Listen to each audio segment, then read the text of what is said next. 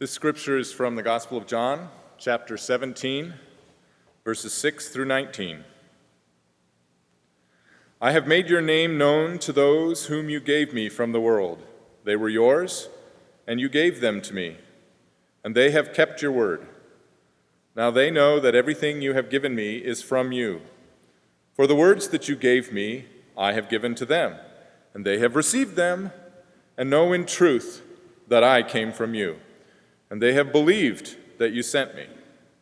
I am asking on their behalf.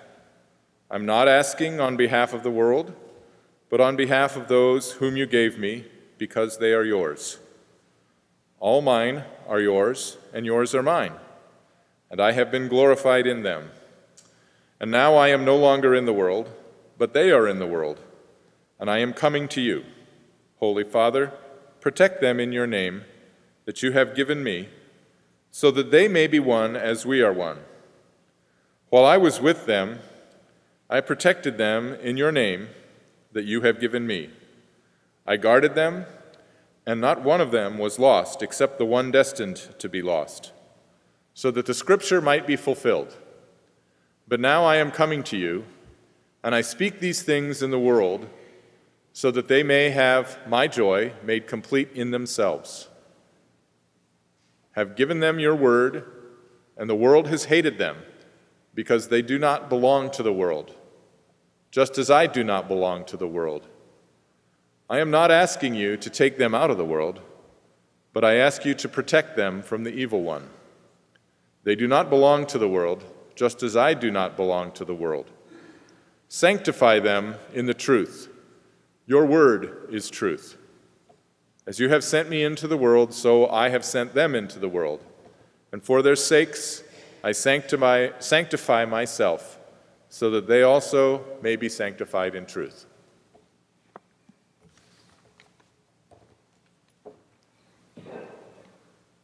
Couple things.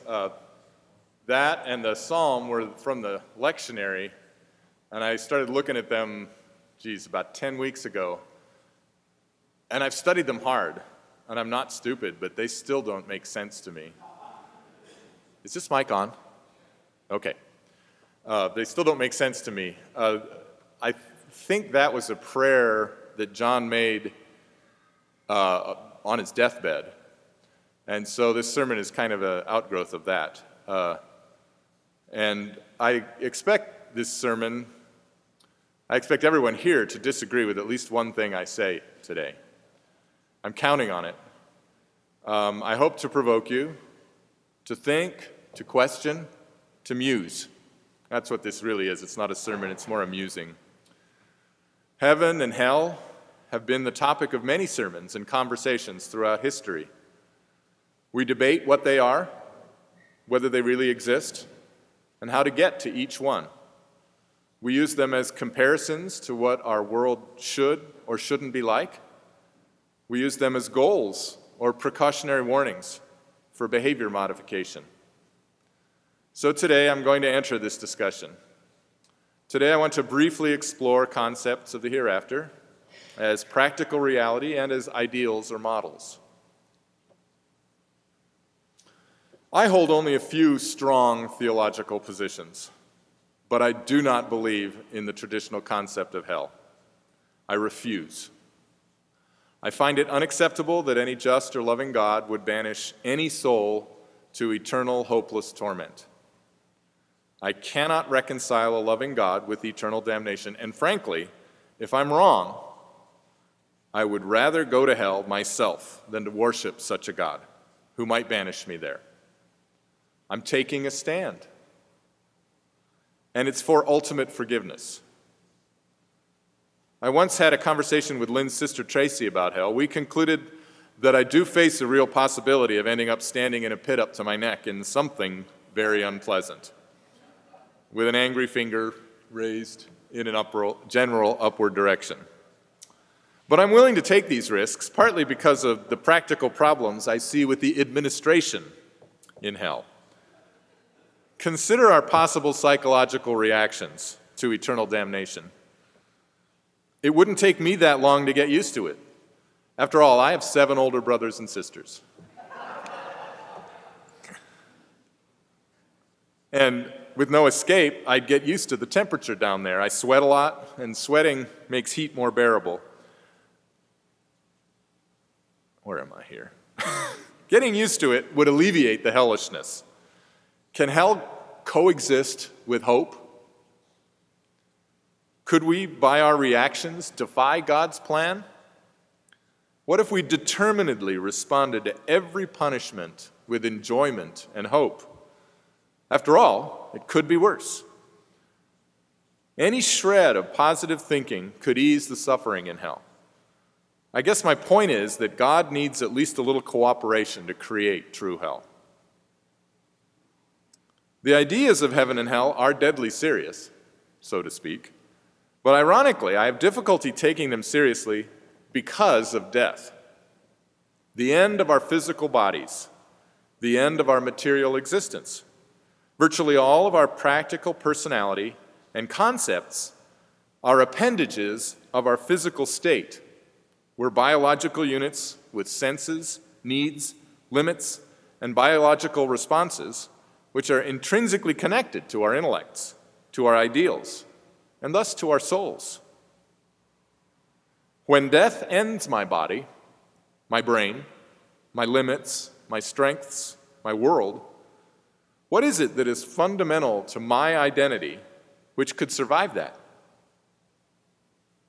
I have wondered whether it might be memory. Maybe we spend our lives creating the memories which will accompany us through eternity. Scientists have shown a connection between certain neural pathways in memory, and they have come to the conclusion that these pathways enable memory.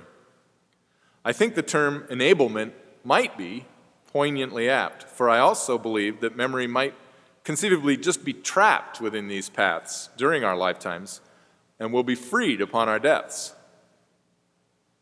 This scenario might provide us with a panoramic view of our lives when we expire.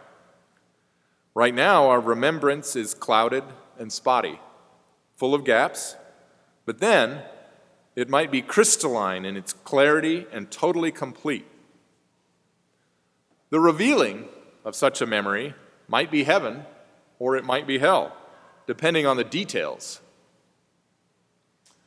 What kind of memories should we create to enrich such an afterlife? It makes me want to create a history for myself with rich experience, fulfilling pastimes, and loving relationships. It also makes me want to help others to do the same. Pleasure seems obvious, but it seems rather shallow to take me through eternity. Some experiences which might not immediately seem positive are worth remembering. Work is something worth remembering. Pain is worth remembering if you have a little distance for perspective. Challenges overcome, frustrations conquered, people I helped and learned to appreciate. All sorts of relationships. These might form a life memory worth taking me through eternity. But this vision is strange. Is there time in heaven? What would memory be like in a heaven with no future? Would the past become distorted? How would the perfect perception of memories be without any ability to reach into them and affect them? Imagine, for instance, an eternal loop of your greatest gaffes, your biggest failures, and your most embarrassing moments. I picture that with me. It's like, don't do it, Steve. Don't do it. Don't do it. Then I do it. Then I'm back there. Don't do it. Don't do it. And then I do it.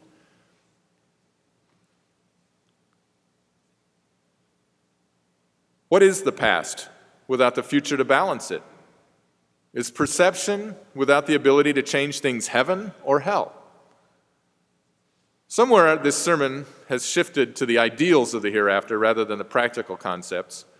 But it is difficult to talk about a practical heaven without mostly discussing ideas and ideals. What would we get in paradise? Relaxation? Comfort? Affirmation? Cool breezes? Warm breezes? It could get boring really fast unless we're in an appreciative mood, and that mood could get boring. I believe hell is the creation of humans. So in my personal doctrine, I must include both hope and escape in any hell.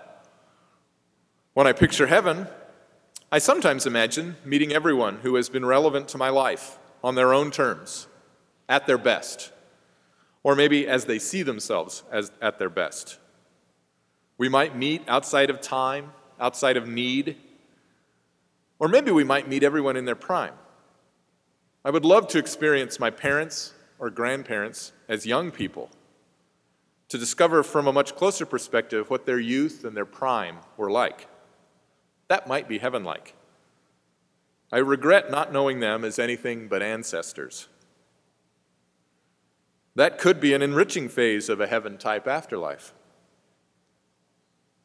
Another idea that I regularly entertain is that heaven and hell might be very similar to each other, but our reaction might determine what we call that afterlife.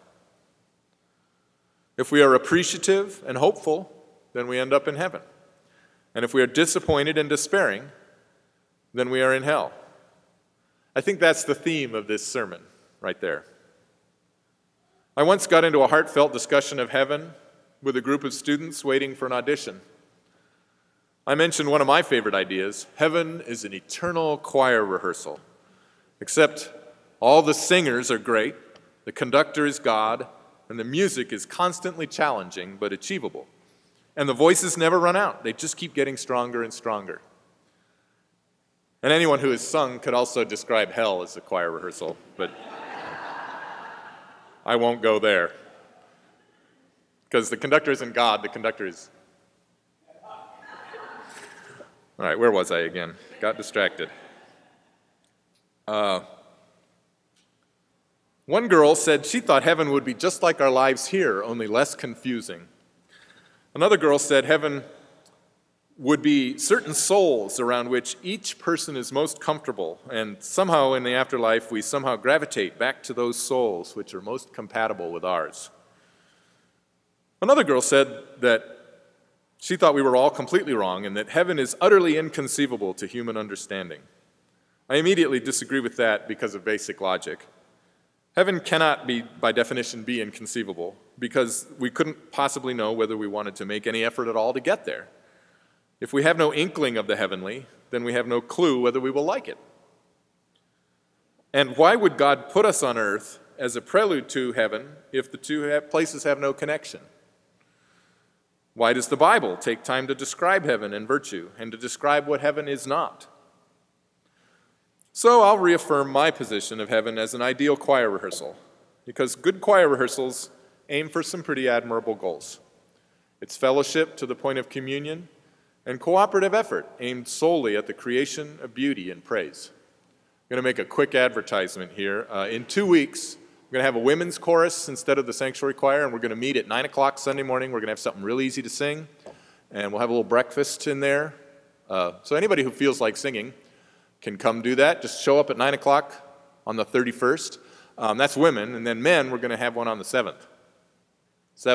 9 o'clock, breakfast, easy song, good fellowship, good beauty, good praise. So that's my ad for today. You had to sit through the ad to sit through the sermon. A kind of hell exists here on earth when people allow themselves to hate and seethe with anger. I have heard it said that we are all in heaven or hell right now, and it's simply our reaction to the existence which creates heaven or hell. Despite monumental material and tangible differences in our lives, everyone is given chances for meaning, for joy, for hope, and for fellowship. When we partake, we are in heaven. When we do not, we are in hell. And this is the theme of my sermon. Heaven and hell can be defined by our will and our emotional responses to basically anything. Whenever I ask others what heaven is like, their answers are a reflection of their wishes and their general condition. Lonely people want company. Busy people want to relax. Bored people want meaning. Hurt people want answers. And happy people want to share. Heaven on earth. It's a very powerful Christian ideal. It isn't reached by trying to get there, but by being good. I generally find my best self in sharing ideas and beauty. But everyone has a unique offering of goodwill.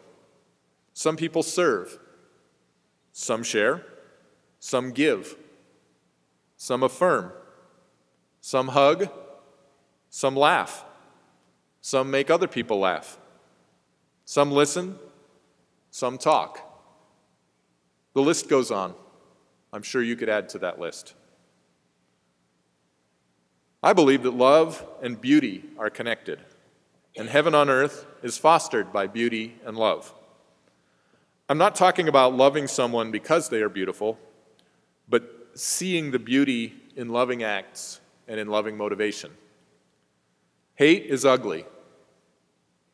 Anger is ugly. Selfishness is ugly. So logically, their opposites are beautiful. I'm an artist, so I see things in terms of beauty, but I believe that beauty is a fundamental positive aspect of love. When we do charitable things out of thankless duty or drudging habit, the beauty has been sucked out of our love, and our efforts are undermined. Alexander Pope wrote, "To enjoy is to obey God." He meant that it isn't enough to do the right thing. You must find ways to be happy in those actions. And that definitely means that you must spend some time on your own happiness. An unhappy saint is no saint. Unhappy sainthood is unstable. It cannot last. So we need to nurture a balance of our own happiness within our will to do good. Immanuel Kant wrote that nothing is moral except a good will or good intentions. He implied that our actions, or even the results of our actions, are not moral. Our intent is the essence of our morals. We could respond to that idea by thinking that as long as we try, it doesn't matter what happens. While that is a very dangerous idea, we do need to understand that even the most informed and conscientious charitable work often has mixed results, and sometimes the most useless gestures are full of God's approval. We are much more responsible for what we want and what we try to do in the service of what we want than we are for actual actions or the results of those actions. If we only want to help ourselves, that's bad. If we have compassion and act on it, that is good. And I have experienced, I think I said this before, my own happiness has come more from trying to make others happy than from trying to make myself happy. Here's some pseudoscience for you, Judy. The science of physics makes another good argument for complete material predestination. Nothing you do comes from you. Nothing you try will change what would have happened. But physics doesn't address trying itself, or hope, or the will to change, because physics doesn't explain or even really refer to consciousness.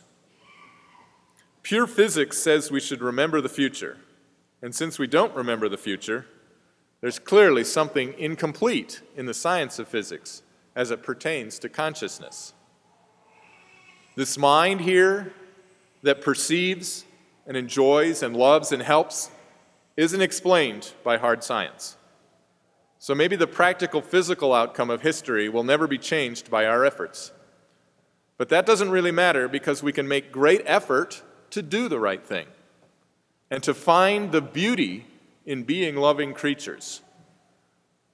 So I'm not saying that we shouldn't try to make heaven on earth. We should, with all our hearts and all our minds and all our strength.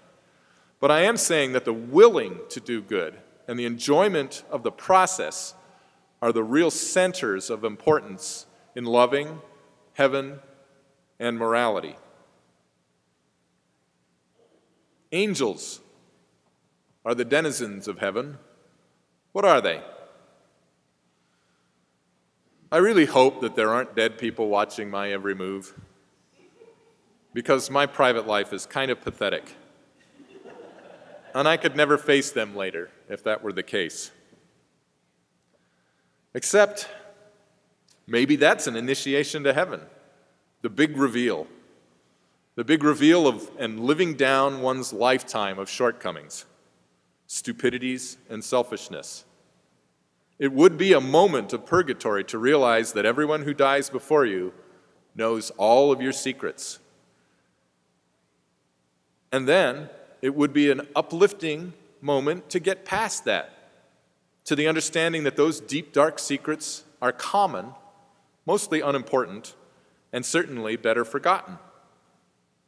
Getting past our secrets to a place with no judgment and with total appreciation, that might be heaven. Try to imagine a place with no secrets, no deception, no hiding, just total acceptance. The term naked and unashamed comes to mind.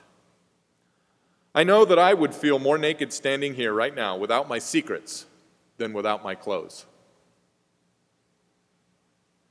I do think judgment would have to be lacking among that heavenly host. And I think maybe most of us are unfit to be naked and unashamed. We have too many secrets and too much judgment. Once again, I have returned obliquely to the idea that what might be angelic might also be diabolic, depending upon our attitude. An attitude of contentment, helpfulness, and giving is heavenly. It creates heaven and promotes heaven. An attitude of secrecy, selfishness, and judgment goes the other way.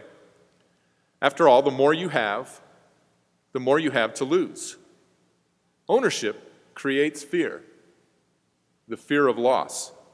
Secrecy creates fear, the fear of revelation. So the heavenly host has shared their secrets. They've seen it all, and our petty and heinous shortcomings are already known. I think these ideas are also a model for goodness on earth, though I do confess that I will take some of my secrets to the grave. Where does that leave us? Logically, death will end us, so practical discussions of the real afterlife are strictly hypothetical. These discussions probably have merit only as ideals and models for bringing the realm of God, or the realm of love and happiness and beauty, to our present existence. And while we probably have little control over material outcomes, we can control our will for good and our enjoyment of the process. So that arena is the place to concentrate our efforts. I see a correlation between the will to good in any given person and their own general happiness and the general promotion of contentment for everyone. So the formula is easy. Try, keep trying, and enjoy the ride. Hope for the best, and make every effort to create the best. I'm again reminded, every sermon seems to end up here, Morgan Freeman as God. His character said, "If you want a miracle, be the miracle." And so this week I'm going to paraphrase that. If you want to live in heaven on earth, be an angel. And if you don't want to be an angel, then you probably don't want to bring heaven to earth.